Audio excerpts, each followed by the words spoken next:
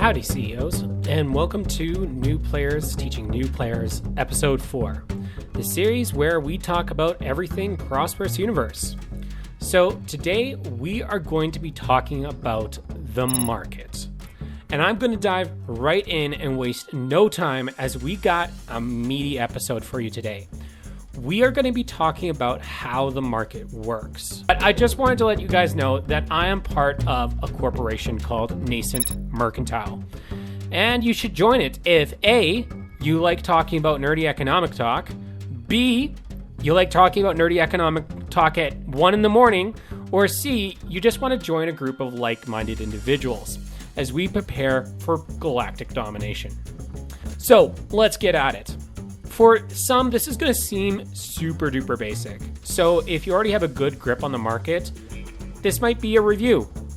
But essentially the market is made up of buyers and sellers. The cool thing about Prosperous Universe is that everything is traded between players. So if prices go up or down, it's due to players' actions. You can see this dynamic by opening up one of the order books of a commodity. So let's open up fuel here and take a look at the order book. As you can see, the red numbers indicate sell prices and the green numbers indicate buy prices. As you can imagine, buyers want their goods for the cheapest prices and sellers want to charge more money for their goods. These two parties have an eternal struggle. And this struggle can be measured in what is known as the spread. It's essentially the distance between the buyers and the sellers, and it tells us a few things. The bigger the average spread, the more sluggish a price of a commodity might move. The smaller the spread, it's more likely that buyers and sellers' orders are closer to being fulfilled and are sort of, think about it like two meteorites hitting each other. They just keep hitting each other and selling commodities. But I just want to break down actually a few more things of what we're actually staring at here when we look at an order book.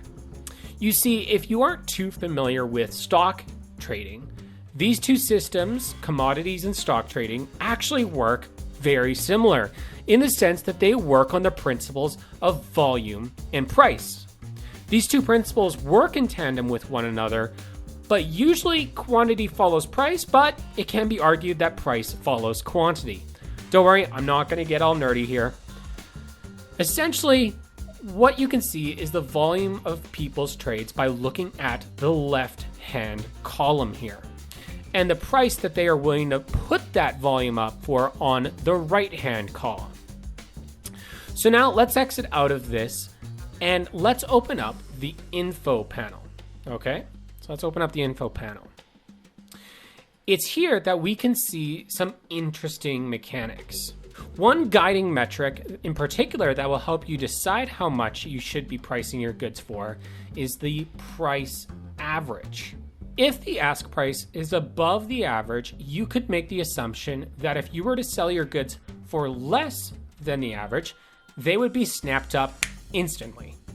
But if you sell your goods for higher than the average, it might be a bit before you see your goods sell, depending on the velocity of the market.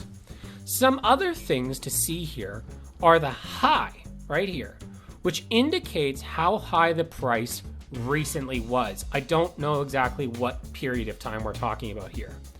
And the all-time high indicates how high the price has ever been.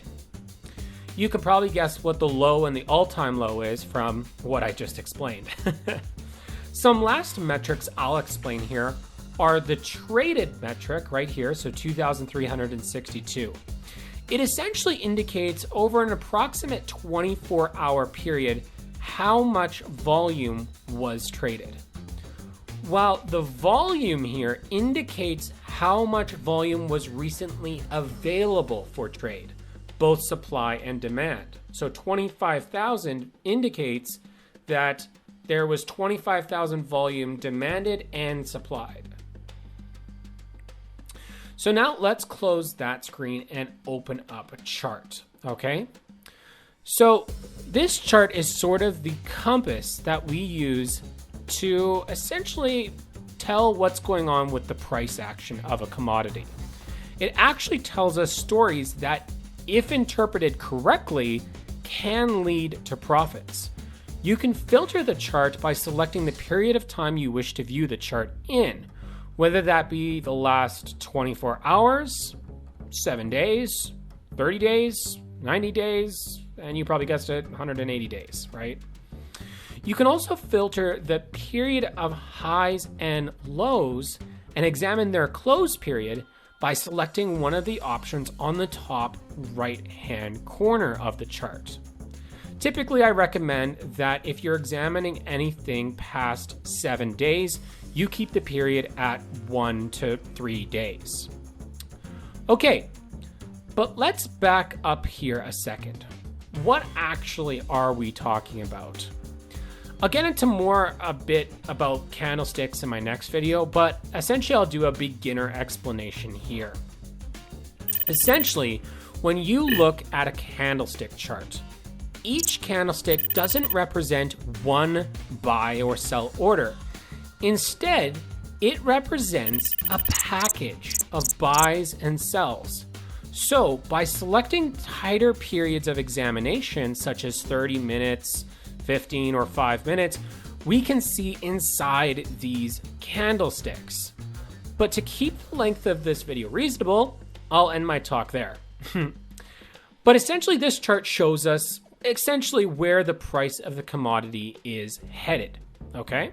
So let's say that probably the first move you will ever make when you do get to the market is you are going to be buying some goods from your production chain.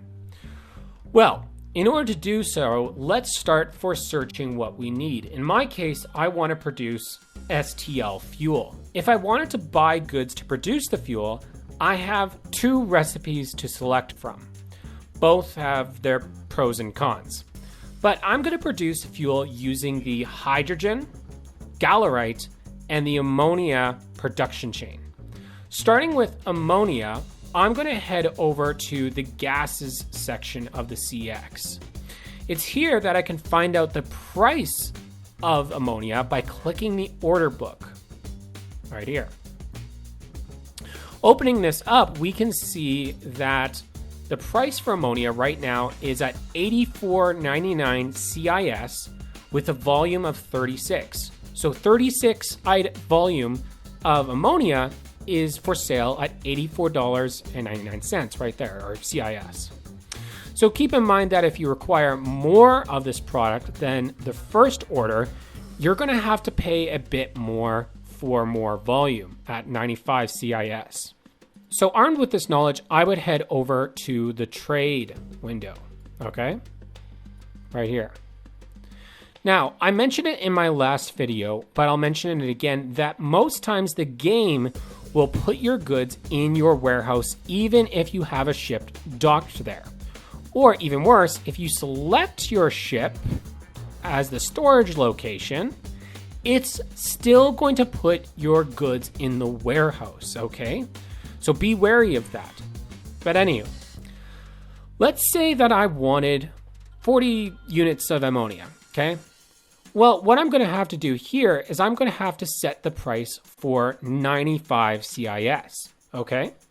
Now, keep in mind that, don't worry, you're not going to purchase 36 units at 95. You're going to purchase 36 units at $84.99. And then the computer will fulfill the rest of the order. So let's say 4 more units at 95 CIS, okay? After that though, I would click buy. Now, one thing you can do is you can actually just wait on your buys. You don't have to buy right away. So let's say that I wanted to get my ammonia for a bit cheaper, and I put in a buy order for, let's say 80 CIS, okay? Now, well, let's give it a few days and I might find, or I might not find, that my buy order was fulfilled or half fulfilled. Keep that in mind, that people might only have as many units as half your buy order. So that's where I'm going to end the video today. There is still a lot to cover about the market, such as candlesticks, trade, and research, but those are best left for their own videos. Hope you found this informative, and I'll see you folks next time.